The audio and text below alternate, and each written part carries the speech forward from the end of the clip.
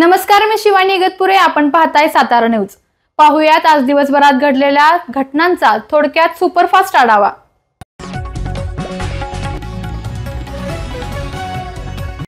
हक्कसोड पत्राची दस्तावर नोंदणी करण्यासाठी 1000 रुपयाची लाच घेणाऱ्या बोरगाव तालुका कोरेगाव येथील तलाठी रणजित अर्जुन घाटेराव वय 32 राहणार सध्या श्री अपार्टमेंट आहिरे कॉलनी लक्ष्मीनगर सातारा यांना सातारा लाचलुचपत प्रतिबंधक विभागाच्या पथकाने रंगेहात पकडले. या कारवाईमुळे महसूल विभागात एकच खळबळ उडालेली आहे.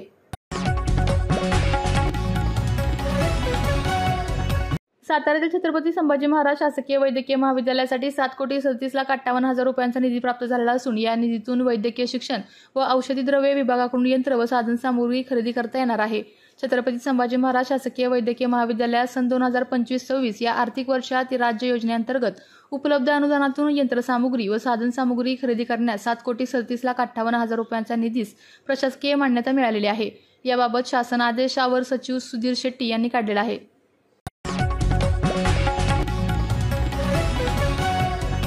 पुसेसावळे येथील जमदाडे गल्लीमध्ये एका घराला आग लागल्याची घटना मंगळवारी रात्री 8च्या सुमारास घडली. भावाभावातील वादातून घराला आग लावण्यात आल्याची माहिती समोर येत आहे. यामुळे दोघे भाऊ जखमी झाले असून दरम्यान ग्रामस्थांच्या तत्परतेमुळे आणि धाडसामुळे आग आटोक्यात आली. किरण हरिभाऊ जमदाडे आणि विनोद हरिभाऊ जमदाडे हे दोघे भाऊ या घटनेत जखमी झाले असून त्यांना तत्काळ पुढील उपचारासाठी कराड येथील रुग्णालयात हलवण्यात आलेले आहे. स्थानिक पोलीस घटनास्थळी पोहोचले असून सविस्तर पोलीस तपास सुरू केलेला आहे. आग लागण्यामागे भावाभावातील वाद हे मुख्य कारण असल्याचे पोलीस सूत्रांनी सांगितलेले आहे.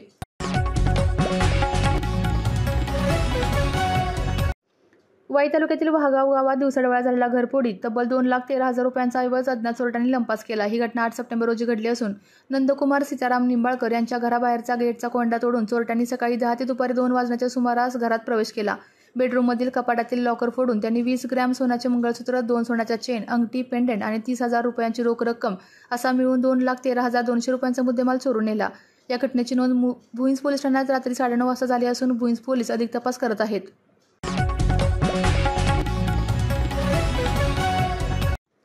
सातारा जिल्ह्यात आतापर्यंत 98 जनावरांचा लंपी त्वचारोगाने मृत्यू झाल्याची माहिती पशुसंवर्धन विभागामार्फत देण्यात आली. लंपी त्वचारोगाच्या पार्श्वभूमीवर पशुसंवर्धन विभाग अलर्ट झाला असून गावोगावी लसीकरणासह विविध उपाययोजना राबवल्या जात आहेत.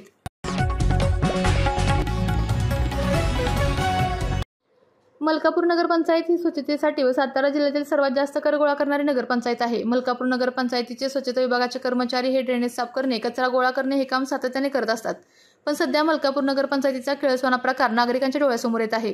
कोल्हापूर नाका येथे सर्व मलमूत्र पाणी हे रस्त्यावर सातत्याने येत असून या गंभीर समस्येकडे नगरपंचायतीचा कानाडोळा होताना दिसत आहे. या रस्त्यावरून विद्यार्थी, अबालवृद्ध नागरिक हे सतत ये-जा करत असतात. पण या सांडपाण्याच्या साईड बाजूला बरेच स्थानिक नागरिक राहतात.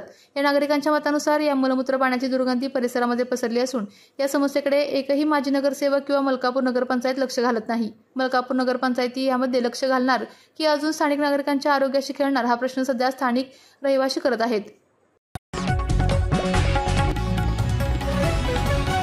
शेतकऱ्यांचे, कामगारांचे कष्टाचे, घामाचे पैसे आणि त्यावर डल्ला घालणारी एक तथाकथित सातारा जिल्ह्यातील वाई तालुक्यातील सहकारी सोसायटी वाई तालुक्यातील पाचवडमध्ये 15 कोटींचा घोटाळा केला असल्याचा गंभीर आरोप करण्यात आलेला आहे. प्रसाद कोऑपरेटिव्ह क्रेडिट सोसायटीवर फसवणुकीचा गंभीर ठपका बुडीत सभासदांकडून ठेवण्यात आलेला आहे. सभासदांच्या ठेवांवर डल्ला मारला असल्याचा आरोप संतप्त सभासदांकडून करण्यात आलेला असून व्याज थकलं, मुदत संपली, पैसे गायब झाले असल्याचे सांगत आलेले. दरम्यान संस्थेचे चेअरमन दीपक सोनवणे फरार झाले असून संचालक मंडळ गप्प असल्याने संतप्त ठेवीदारांनी थेट पाचवड शाखेत धडक दिली. व्यवस्थापकाला घेराव, ठिय्या आंदोलन करून घोषणाबाजी करत आणि नंतर पोलिसांकडे धाव घेत फौजदारी गुन्हा नोंदवण्याची मागणी करण्यात आलेली आहे. सातारा शहरातील सातारा क्लबच्या पदाधिकारी असलेल्या जिल्हाधिकारी, सातारा सेक्रेटरी तसेच मॅनेजर या तिघांनी आपल्या पदाचा गैरवापर करून संगमताने भ्रष्टाचार व अपहार करून सभासदांची व संस्थेची फसवणूक केली. या आरोपावरून सातारा येथील ज्युडिशियल मॅजिस्ट्रेट वर्ग 1 कोर्ट नंबर 7 न्यायमूर्ती व्ही शेट्टी यांच्या न्यायालयात सुरू असलेला खटला न्यायालयाने BNSS सेक्शन 226 अन्वये काढून टाकलेला आहे. राज्यातील विद्यमान महायुती सरकारने महाराष्ट्र जनसुरक्षा विधेयक 2024 विधिमंडळाच्या अधिवेशनात 5वे बहुमताच्या जोरावर मंजूर केले आहे. हे विधेयक घटनाविरोधी आणि लोकशाहीस बाधक असून जनतेच्या मूलभूत हक्कांवर गदा आणणारे आहे. त्यामुळे हे विधेयक रद्द करण्यात यावे या मागणीसाठी सातारा जिल्ह्यातील महाविकास आघाडी आणि सर्व समविचारी संघटनांच्या वतीने आज सातारा येथील पोवई नाका येथे जोरदार निदर्शने करण्यात आली. वेण्णा लेकमध्ये 20 वर्षापासून काम करणाऱ्या 53 बोटमन कामगारांचे किमान वेतन चालू करावे याबाबत निवेदन कुशल भास्करराव बोधे सातारा जिल्हा सरचिटणीस भाजपा कामगार मोर्चा संघटनेच्या वतीने महाबळेश्वर गिरीस्थान नगर परिषद अकाउंटंट सचिन कदम यांना निवेदन देण्यात आलेले आहे। या निवेदनात म्हटले आहे की महाबळेश्वर गिरीस्थान नगर परिषदेअंतर्गत कार्यरत बोटमन कम मजूर गेल्या अनेक वर्षापासून अन्यायग्रस्त आहेत। सन 2011 पासून आकृती बंद अस्तित्वात नाही, तसेच नवीन भरतीही थांबलेली आहे। सध्या बोटमनला बेभरोशा टिप बेसिसवर काम करावे लागत आहे, त्यामुळे त्यांचा उदरनिर्वाह अत्यंत अपुरा आहे।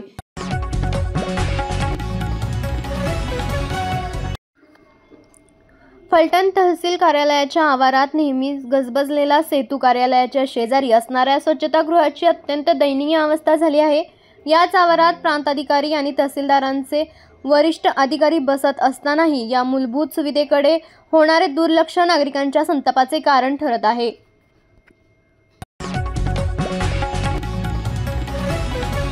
कोरेगाव ते वाटार हा रस्ता गेल्या काही दिवसांपासून पूर्णतः खोदून ठेवलेला असून या दरम्यान शेकडो अपघात घडले आहेत। पावसाळ्यात खड्ड्यांमध्ये पाणी साचल्याने व चिखलामुळे दररोज दुचाकीस्वार व प्रवासी अपघातग्रस्त होत आहेत। कोरेगाव पोलीस स्टेशनमधील महिला कर्मचारी गंभीर जखमी झाल्या असून गर्भवती महिलेला देखील अपघातामुळे त्रास सहन करावा लागला। अनेक वयस्कर नागरिक व तरुण यांना देखील दुखापती झाल्या आहेत। लोणंद शहरातील आठवडे बाजारात मोबाईलची चोरी करणाऱ्या 2 संशयितांना पोलिसांनी अटक केली आहे। त्यांच्याकडून 4,60,000 रुपये किमतीचे 20 मोबाईल जप्त करण्यात आले आहेत। करुड सिंह भगवान सिंह राठोड वय 28 वर्ष, कंचू सोनू गुजर वय 22 वर्ष, दोघेही सध्या राहणार पुणे अशी अटक केलेल्या संशयितांची नावे आहेत। लोणंद शहरातील गुरुवारच्या आठवडा बाजारातून काही नागरिकांचे मोबाईल चोरी झाल्याने लोणंद पोलीस स्टेशनमध्ये गुन्हा दाखल करण्यात आला होता। याचा तपास पोलिसांकडून सुरू आहे। राणंद तालुका मानगावच्या हद्दीत हेळकर पठारावर सोमवारी रात्री एका वृद्ध महिलेचा निर्घृण खून झाल्याची धक्कादायक घटना घडली। हिराबाई दाजी मोठे वय अंदाजे 75 यांचा जमिनीच्या वादातून डोक्यात दगड घालून खून करण्यात आला आहे। या घटनेनंतर आनंद गावात एकच खळबळ उडाली असून जमिनीच्या वादातून हा खून झाल्याचा संशय व्यक्त होत आहे। सातारा 10 सप्टेंबर 1944 रोजी क्रांतिकारी डॉक्टर नागनाथ अण्णा नायकवडी यांनी स्वातंत्र्य चळवळीसाठी सातारा जिल्हा कारागृह फोडले होते। या दिवसाला आज 81 वर्ष पूर्ण झाली असून क्रांतिकारी डॉक्टर नागनाथ अण्णा हे प्रतिसरकारच्या चळवळीमध्ये पुन्हा सहभागी झाले होते। या स्मृतिप्रित्यर्थ आज सातारा जिल्हा कारागृहाच्या समोर असणाऱ्या स्मृतिस्तंभाला स्वातंत्र्य सैनिकांच्या कुटुंबियांकडून पुष्पांजली वाहण्यात आली। यावेळी कारागृह पोलीस अधीक्षक शमाकांत शेडगे यांच्याबरोबर ज्येष्ठ नागरिक स्वातंत्र्य सैनिक मोठ्या संख्येने उपस्थित होते। आताच्या नवीन पिढीला त्या काळात स्वातंत्र्य सैनिकांनी दिलेले देशासाठीचे योगदान स्मरणात राहावे यासाठी हा दिवस दरवर्षी साताऱ्यामध्ये साजरा केला जातो। युरोप खंडातील 18,510 फूट उंच माउंट एल्ब्रूस हे सर्वोच्च शिखर सर करणाऱ्या सातारच्या 13 वर्ष धैर्या ज्योती विनोद कुलकर्णी हिचा रंगत संगत प्रतिष्ठानतर्फे जिद्द पुरस्काराने गौरव करण्यात येणार आहे। हा पुरस्कार वितरण समारंभ शनिवार दिनांक 13 सप्टेंबर 2025 रोजी सकाळी 11 वाजता महाराष्ट्र साहित्य परिषदेच्या माधव पटवर्धन सभागृहात होणार आहे। पुरस्काराचे वितरण शिखर बँकेचे अध्यक्ष व महाराष्ट्र साहित्य परिषदेचे उपाध्यक्ष विद्याधर अनासकर यांच्या हस्ते होईल। सध्याच्या डिजिटल युगात सायबर सुरक्षिततेचे महत्त्व अधिकच वाढले असून या पार्श्वभूमीवर Karmaveer Bhaurao Patil Institute of Management Studies and Research and Quick Heal Foundation यांच्या संयुक्त विद्यमाने सायबर शिक्षा फॉर सायबर सुरक्षा हा उपक्रम राबवण्यात आला।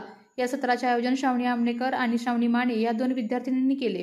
त्यांना सायबर सुरक्षिततेच्या विविध पैलूंवर प्रकाश टाकला, ज्यात social media fraud, data privacy, digital identity संरक्षण आणि सुरक्षित ऑनलाईन व्यवहार यांचा समावेश होता।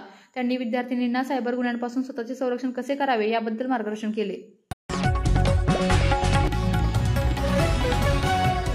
सातारात एक धक्कादायक प्रकार समोर आला असून एक कॉलेज युवक ट्रॅफिकचे नियम मोडून ट्रिपल सीट नागरिकांना भीती दाखवत जिवंत सर्प कॉलेजच्या परिसरात फिरवणाऱ्या युवकाचा व्हिडिओ व्हायरल झाला असून या युवकावर काय कारवाई होणार याबाबत चर्चा सुरू आहे।